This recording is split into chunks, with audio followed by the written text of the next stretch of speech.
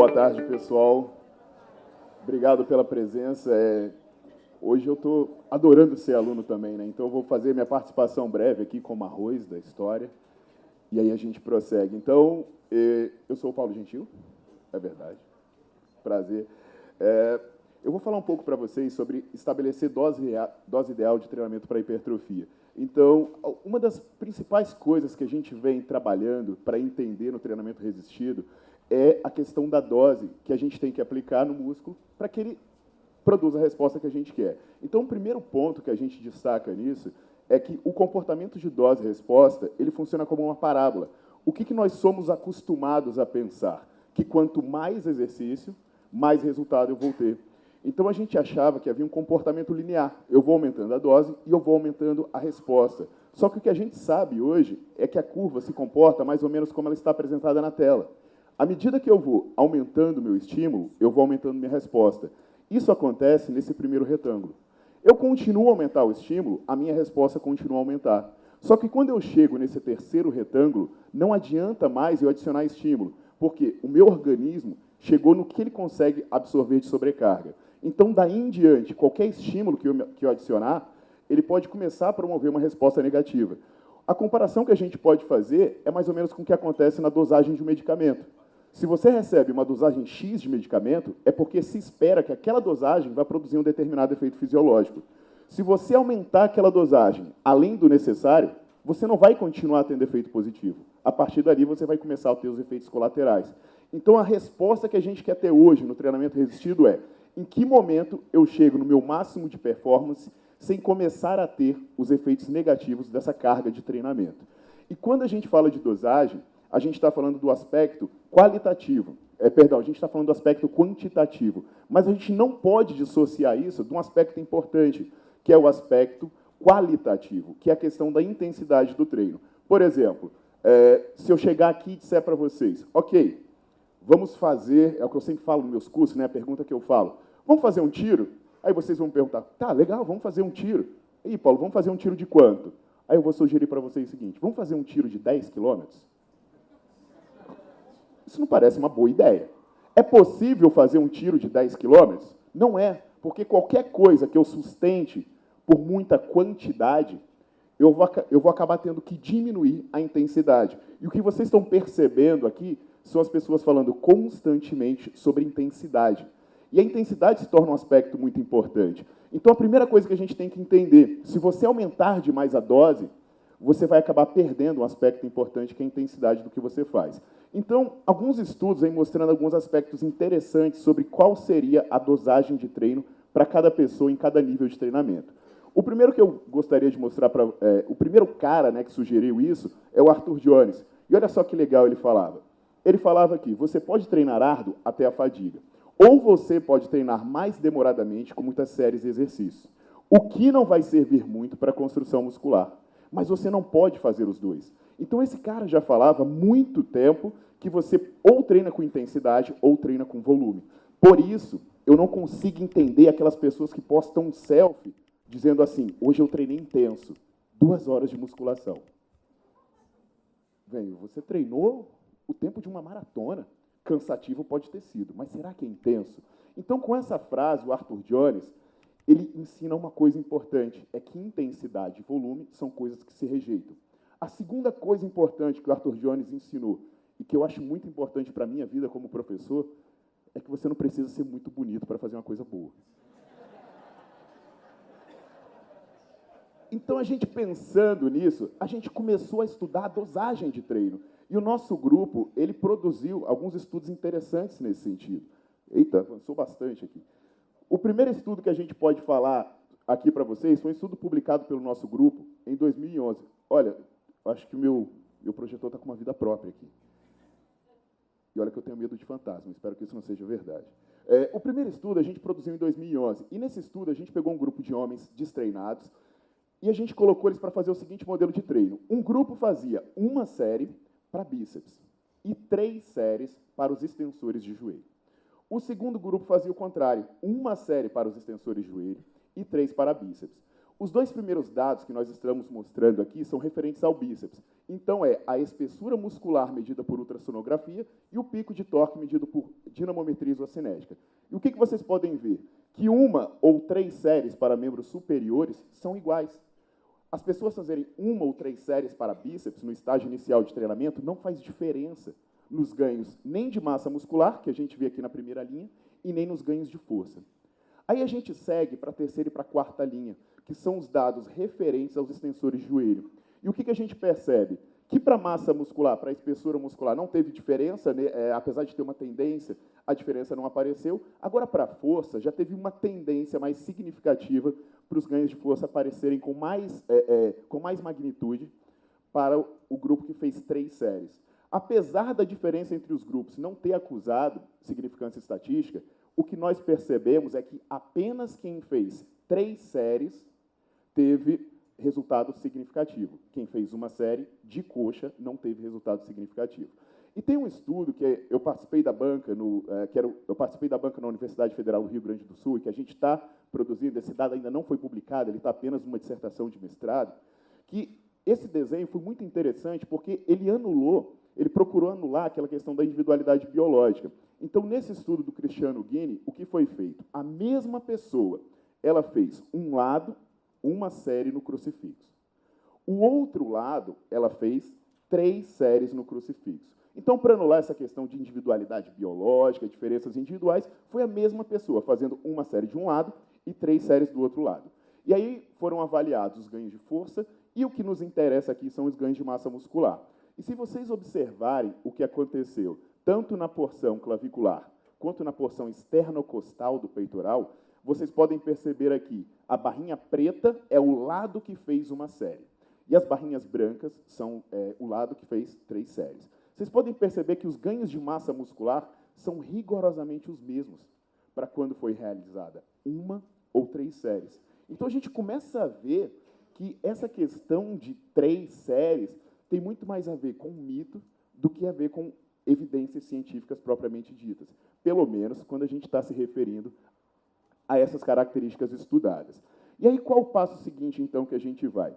O passo seguinte é a gente entender se realmente aumentar de 1 para 3 séries pode te trazer um efeito significativo. Porque eu vou dizer uma coisa, a minha filosofia de trabalho era assim, o aluno chegava e recebia um exercício. Aí ele dizia, professor, eu quero mudar meu treino. Eu falei, claro, vou te passar mais um exercício. E quando ele voltava depois, professor, meu treino ficou fraco. Opa, mais um exercício. Então, o que a gente fazia? Trabalhava basicamente aumentando a quantidade de estímulos. Chegava uma hora que o cara já estava fazendo todos os exercícios da academia. E aí, o que você vai fazer? Bem, você já faz leg press? Faço. E de lado você faz?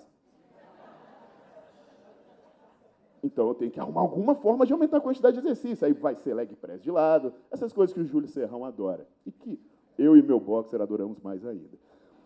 Então, o que o Haas pensou? Será que essa estratégia é eficiente? Então, ele pegou um grupo de pessoas treinadas, homens e mulheres, que eles vinham treinando com uma série. E ele imaginou o seguinte, ok, eu vou pegar essas pessoas que estão habituadas a treinar com uma série e vou aumentar o volume delas.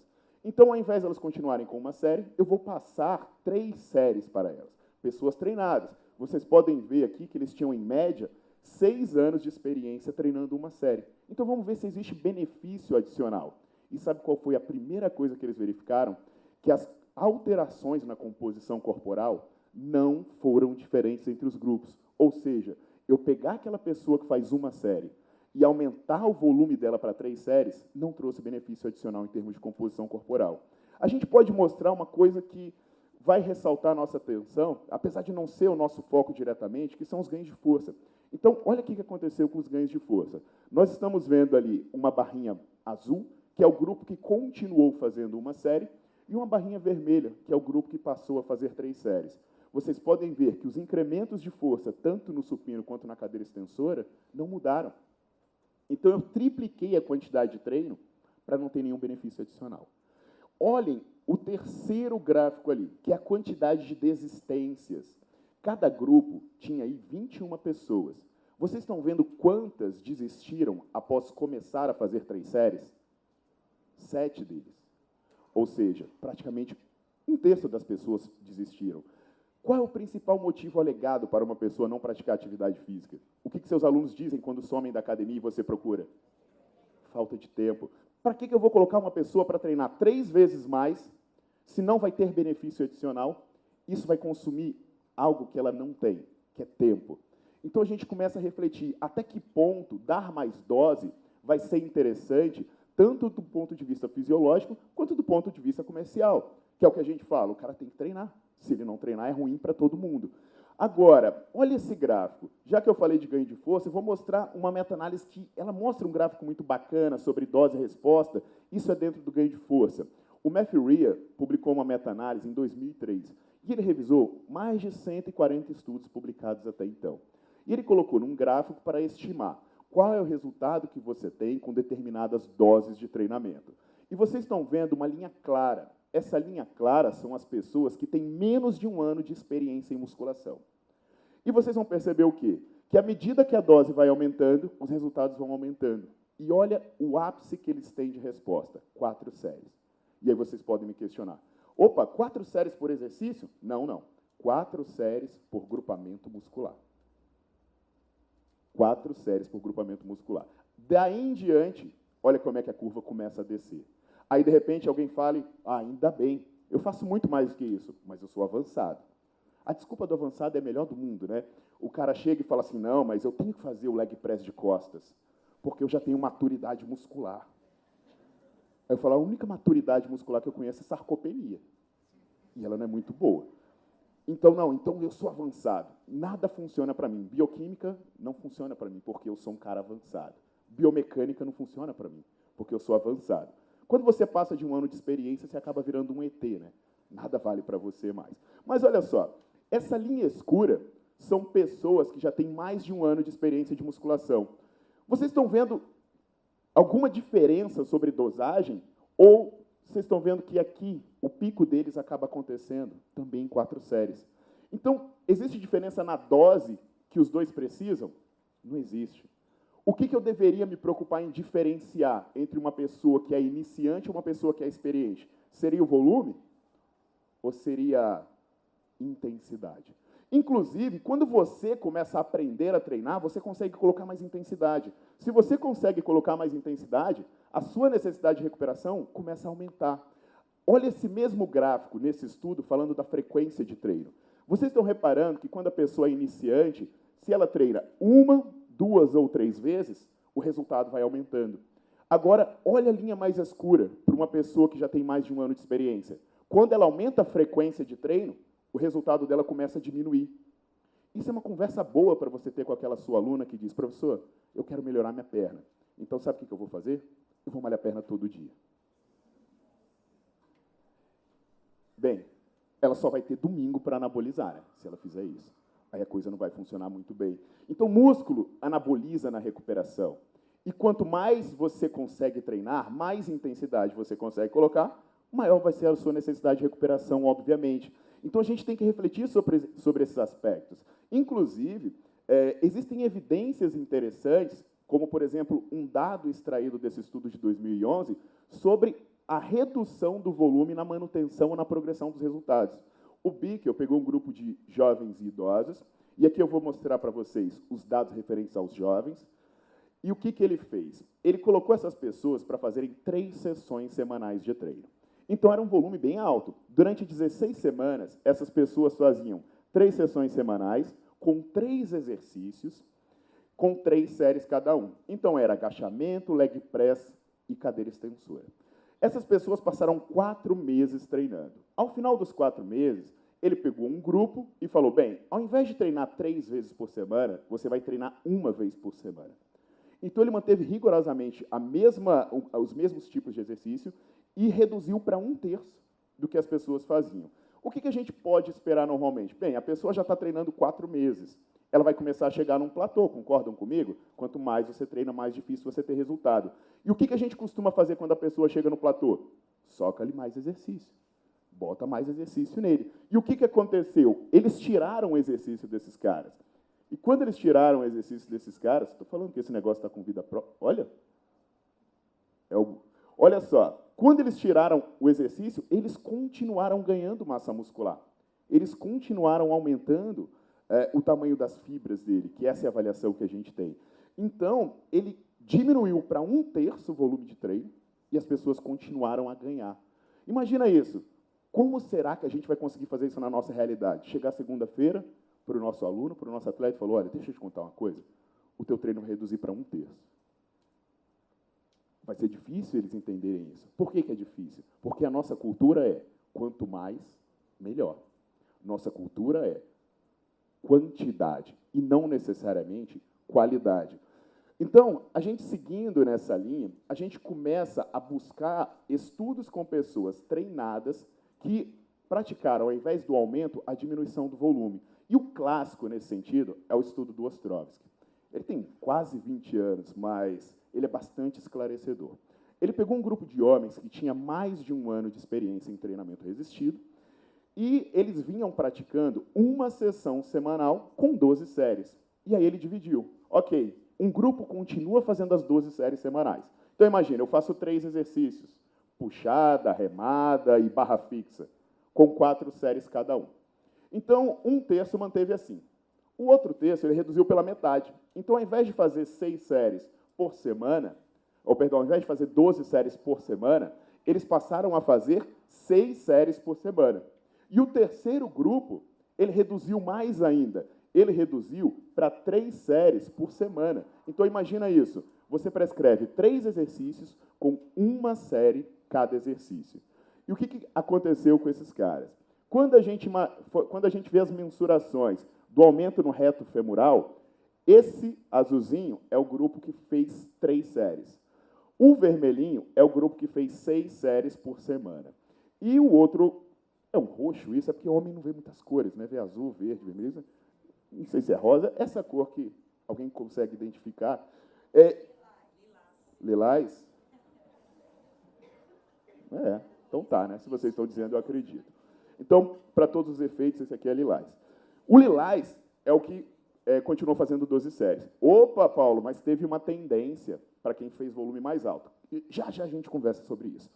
Olha só quando a gente vê as mensurações do tríceps braquial. As diferenças não foram significativas para quem fazia 3, 6 ou 12 séries por semana.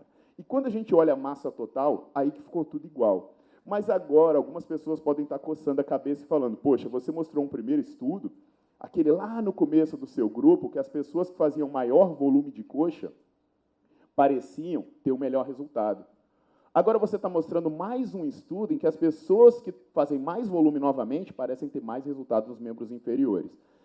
Ou seja, coxa precisa de mais volume? Bem, essa resposta talvez possa ser respondida, primeiro, com uma coisa que vocês vão encontrar na prática.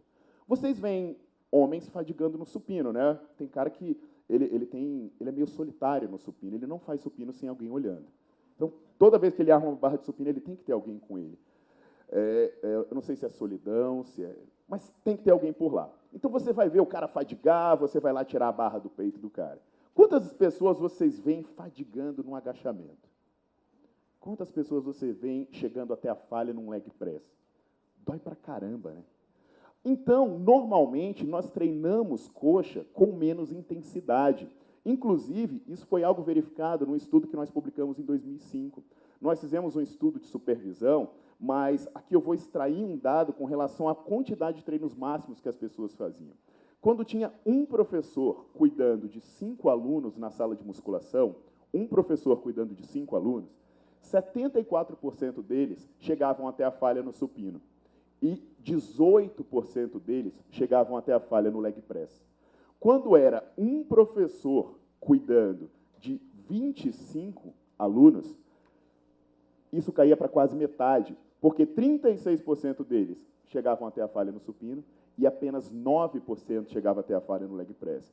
Então, por que costuma dar mais resultado você aumentar o volume de coxa? Porque o aumento de volume compensa a menor intensidade. Eu não sei quem aí já teve a experiência de treinar coxa até a falha, quem teve essa coragem, quem teve esse estômago. A recuperação é muito pior. Então, se você, de fato, colocar intensidade, você não coloca volume. Quem aí já fadigou uma vez na vida no leg press, imagina você fazer 10 vezes isso numa mesma sessão de treino. Não tem como. Então, acaba que as pessoas conseguem colocar maior volume porque as pessoas diminuem a intensidade do que elas costumam fazer para membros inferiores. Então, seguindo nessa linha, um estudo que eu considero um dos mais esclarecedores sobre o tema, ele fala sobre os efeitos de se treinar máximo. E esse estudo foi conduzido, o primeiro autor é um pesquisador alemão, e ele tem a participação do James Steele e do James Fisher, que estão aqui prestigiando o nosso congresso hoje, nosso simpósio hoje.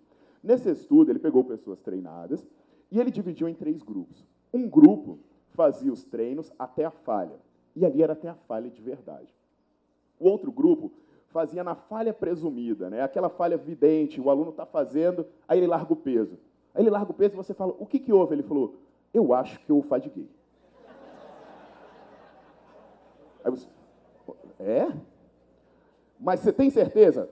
Cara, se não é nessa, ia ser na próxima. Aí você, ok, então. O cara é evidente, né? Então, ele deixou, me parece que eles fizeram, chama a falha presumida. Eu acredito que eu fadiguei. E o outro grupo fazia uma pausa de descanso, em que ele ia fazendo pausas entre as repetições para prosseguir no exercício. E eles fizeram um treinamento envolvendo o corpo todo, com apenas uma série. E o que eu coloco aqui para vocês num gráfico, é um gráfico do tamanho-efeito dos resultados que eles obtiveram. Então, a gente tem aqui, agora que eu sei que isso é lilás, vai ficar tudo mais fácil para mim. Então, a gente tem aqui uma linha azul, que é o grupo que fez essa falha, que eu vou chamar aqui de submáxima, essa falha presumida. A gente tem aqui uma barra vermelha, que é o grupo que treinou com pausa e descanso, e o grupo que treinou máximo estaria aqui, essa barrinha lilás. O que a gente percebe? Olha a massa muscular, olha a diferença que a gente encontra no grupo que fez a falha presumida, o treino submáximo, para a pausa e descanso, para o grupo que treinou máximo. Olha a diferença que faz entre você treinar máximo e não treinar máximo. Olha para a perda de gordura. A tendência do tamanho-efeito ser positivo e de ser negativo para os grupos à medida que eles vão aumentando a intensidade. E na força, tanto de extensora quanto de supino, as coisas seguem nesse sentido. Então, a gente percebe que tem uma sequência de estudos indicando o seguinte, aumentar o volume pode não ser uma boa estratégia, mas aumentar a intensidade parece fazer diferença. Então, explorar o que você consegue produzir de trabalho parece ser mais importante do que aumentar a quantidade de coisas que você faz. Isso vai se tornando essencial quando a gente faz análise de dose e resposta. E aí, de repente, alguém pode sugerir assim, poxa, mas quanto será, até onde será que eu consigo explorar esse potencial? E um estudo do ano passado, feito com pessoas treinadas, ele nos traz uma sugestão bem interessante.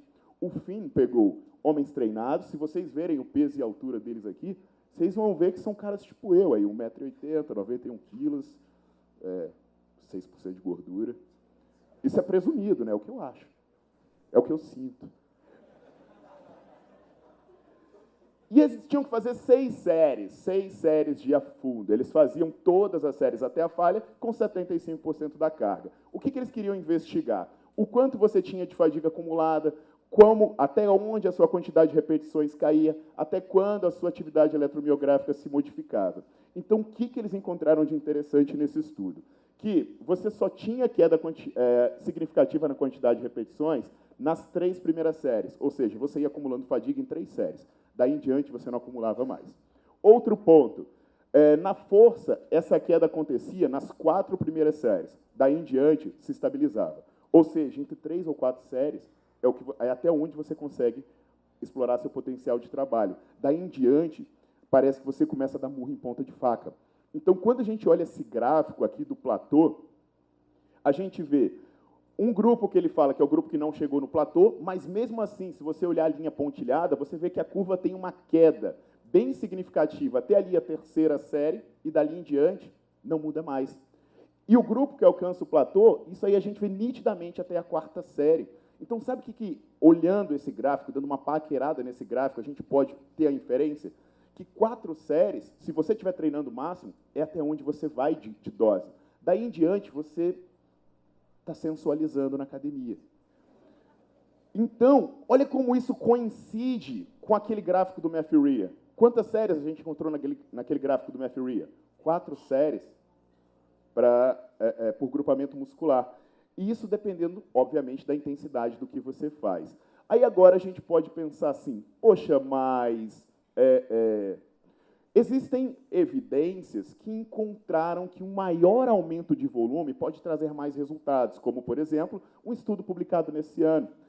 Uma série de excelentes pesquisadores, incluindo pesquisadores brasileiros, publicaram um estudo em que eles colocaram um grupo para fazer uma série por exercício, o outro grupo fazia 3 séries por exercício e o outro grupo fazia 5 séries por exercício. Então, vamos calcular a matemática da coisa.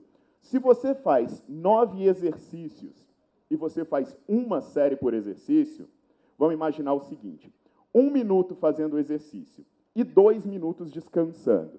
Então, 1 mais 2, 3. 9 exercícios, 3 vezes 9, 27 minutos de treino.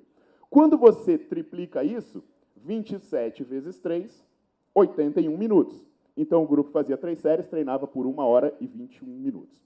E quando você aumenta isso para 5 séries, 5 vezes 27, 135, ou seja, 2 horas e 15 minutos de treino. E aí, de fato, ele verificou que havia uma tendência do grupo que fazia 5 séries ter mais resultado. Poxa, então eu aumentei bastante o volume e deu mais resultado? Bem, pode ser, mas se a gente analisar bem a metodologia, a gente vê que uma coisa escapou aqui, é a intensidade. Leiam a primeira frase. Todos os grupos realizavam séries de 8 a 12 repetições máximas até a falha concêntrica, com intervalo de 90 a 120 segundos entre as séries e exercício. Ok, então eu fazia séries máximas, descansando 2 minutos. Beleza. Agora, será que essa segunda frase, ela condiz com a primeira? A carga de treino foi aumentada em 5 a 10% para a próxima sessão, quando eles fossem capazes de realizar mais de 12 repetições em todas as séries. Bem, se eu consigo utilizar a mesma carga para fazer 5 séries, eu estou treinando máximo? Não estou. Então, será que esse estudo fala que o aumento de volume pode te trazer resultado? Pode, mas e a intensidade? Na verdade, o que ele acaba revelando para a gente é que se o treino for submáximo, o volume pode compensar. De fato, isso pode acontecer. Agora, se o treino for máximo, isso parece não ser tão importante. Então, a gente, quando pensar na questão de quantidade, a gente não pode esquecer a questão da qualidade. Porque não adianta eu falar, legal, vou fazer um treino de 2 horas e 15 com o meu aluno. Você consegue fadigar em todas as séries por 2 horas e 15? Será que não é o mesmo convite que eu fiz no começo para vocês? Vamos dar um tiro de 10 quilômetros? Se você quiser trabalhar com volume, pode ser uma estratégia. Agora, se você quiser trabalhar com intensidade, talvez não seja a estratégia mais adequada. Até porque, quando você propõe intensidade, você acaba propondo volume baixo. Não tem como. Quantas vezes a gente não chegou na academia e viu o aluno com peso leve lá, aí chegou para ele e falou assim, fulano, aumenta a carga desse exercício? Aí ele fala assim, não, professor, está só no começo da série. Ele sabe disso, porque ele sabe que se ele fadigar no primeiro exercício da série, ele não sobrevive até o final. É a mesma coisa de você querer começar os 10 quilômetros num sprint. Você não termina os 10 quilômetros. Então, quando você propõe volume, você acaba impedindo que ocorra a proposta de intensidade. Beleza? Então, ok, está tudo perfeito. Aí eu estou fazendo a matemática agora. Legal, então eu vou treinar 4 séries. Então, sabe o que eu vou fazer? Eu vou fazer 4 séries de supino hoje, aí eu faço peito e bíceps. Então, hoje eu faço 4 séries de supino, 4 séries de rosca direta. Amanhã eu faço costas e tríceps. Aí eu faço 4 séries de puxada e mais 4 séries de tríceps. Bem, será que você está fazendo apenas 4 séries de tríceps se você fizer isso? Será que o seu corpo vê diferença entre o que acontece numa flexão de cotovelo quando você faz puxada e o que acontece numa flexão de cotovelo enquanto você faz rosca direta? Então, isso pode influenciar na sua dosagem de treino. E, por exemplo, o Júlio mostrou uma série de evidências sobre essa questão de não haver tanta diferenciação entre exercícios. E até a questão de você conseguir controlar a sobrecarga em determinados movimentos. E foi uma resposta que nós procuramos ter. Bem, como será que meu músculo enxerga a atividade ou o estímulo em cada exercício? E a primeira comparação que eu vou mostrar para vocês foi um estudo nosso que comparou puxada com a rosca direta. Então, nós pegamos um grupo de homens jovens e botamos eles para treinar com 3 séries por exercício, 2 vezes por semana. E a orientação para eles é que eles fizessem treinos máximos. Então, eles tinham que fazer 8 a 12 repetições até a falha, independente. 8 a 12 repetições até a falha na rosca direta, ou 8 a 12 repetições até a falha na puxada. Detalhe, não foi puxada supinada, tá? Foi puxada pronada mesmo.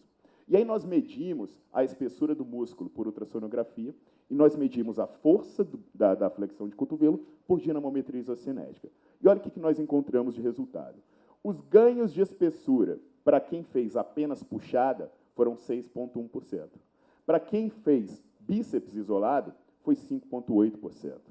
Aí a gente chegou aqui nos ganhos de força e também não houve diferença significativa entre os grupos. Ou seja, quando você fez a puxada, aquilo ali já foi uma dose.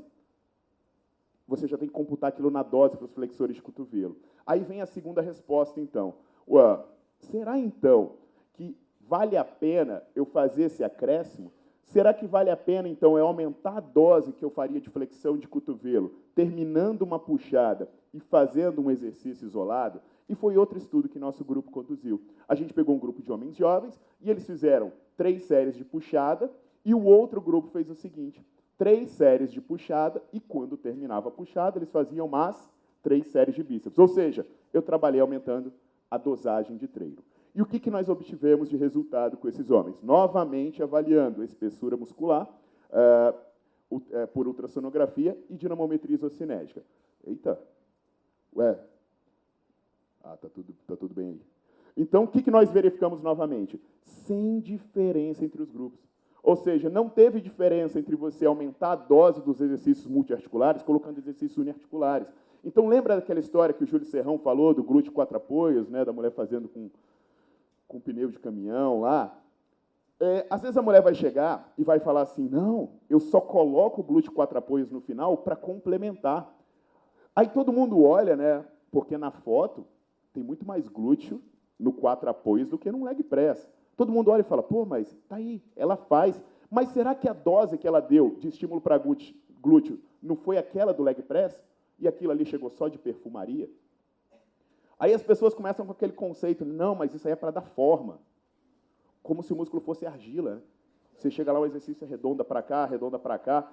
Bem, é complicado isso, né? A gente está trabalhando com artesanato de músculo agora. Ó. Eu vou trabalhar a fibra medial do sovaco direito por dentro do peito. Se eu virar o dedinho para cima e cortar a unha 2 centímetros para cá. Então, assim, a gente tem que trabalhar com conceitos mais objetivos. Talvez agora, olhando isso, a gente pense, pô, mas tem um viés no seu estudo, Paulo. Todas essas pessoas aqui que você mostrou eram pessoas destreinadas. Como será que isso se comportaria com pessoas treinadas? E essa resposta a gente começou a dar no estudo desse ano. Um grupo de homens treinados, que tinham mais de 2 anos de treino, passaram 12 semanas fazendo exercício. Se vocês repararem no treino deles, era treino hardcore total, olha lá. Segunda e quinta, né, peito e tríceps, porque eu já falei isso 1000 vezes, mas não custa repetir. Se você não fizer peito na segunda, você tem câncer. Normal, Deus vai te castigar, porque segunda-feira é o dia mundial de peitoral. Se você tiver um ano em que tenha muito feriado na segunda-feira, ninguém vai hipertrofiar peitoral, isso acontece. Então, eu estava lá. Aí vocês vão me perguntar assim, por que você não colocou quarta e sábado aqui? Quarta e sábado é dia de perna. O cara já joga futebol, né? Não precisa malhar perna. Então, estava lá, treino maromba total. Qual foi a dificuldade desse estudo? A gente pegou um grupo de marombeiro e teve que tirar bíceps e tríceps deles. Rapaz, a gente teve que contratar psiquiatra para dar Rivotril para o cara, para ele não morrer de saudade durante a noite. Quando eles descobriam que iam ficar no grupo, ele, pô, professor, me bota no outro grupo aí, pelo amor de Deus. Tem como é o seu grupo 2, não? Falou, não, vai dar tudo certo. Ele, pô, professor, 8 semanas? O cara achava que o braço dele ia derreter, né? Cara, 8 semanas. E o lance, né? E o sentimento, como é que fica? E aí a gente conseguiu fazer com que eles sobrevivessem às 8 semanas. E o que aconteceu? Ganhos de circunferência, a mesma coisa para quem manteve ou para quem removeu os exercícios uniarticulares. Os ganhos de força medido em flexores de cotovelo e extensores de cotovelo foram os mesmos, sem diferença significativa. Sabe o que quer dizer isso? não fez diferença aquela dose a mais que eles colocavam de exercício de isolamento. Aí vocês vão dizer assim, opa, Paulo está dizendo que exercício de isolamento é proibido? Não, não. Eu estou simplesmente dizendo que não é necessário. A gente estava batendo papo aqui, eu só consigo treinar porque eu sei que eu consigo treinar em 15 a 20 minutos. Se eu tivesse que prolongar isso para 30, 40 minutos, eu não teria mais tempo. Eu seria mais um dos caras que diriam, eu não faço musculação por falta de tempo. Então, você tem uma opção para controlar a dose, removendo os exercícios que são desnecessários. Eu não estou falando inúteis ou proibidos, mas eles não te dão nada mais do que você conseguiria nos multiarticulares. Então, quando a gente pega o conjunto desses dados, dessas informações que a gente transmitiu até agora, a gente pode começar a concluir alguns aspectos com relação a isso. Primeiro ponto que a gente pode concluir, a quantidade de treino a ser utilizada depende da intensidade. Se um cara está dizendo assim, eu malhei pesado por 2 horas, ele não treinou pesado, a não ser que ele seja o Wolverine ou algum desses outros caras aí que não faz parte das espécies que eu costumo estudar. Então, a primeira coisa, a quantidade de treino a ser utilizada depende da intensidade. E o que a gente tem sobre dados objetivos que a gente acompanha com base na literatura revisada? O volume de treino para ganhos ótimos ele pode variar, mas as sugestões apontam para um limite de 4 séries por sessão de treino. E agora muita gente está falando, poxa, mas eu fiz 12 a vida inteira. E eu pergunto, você fez 12 baseado em quê?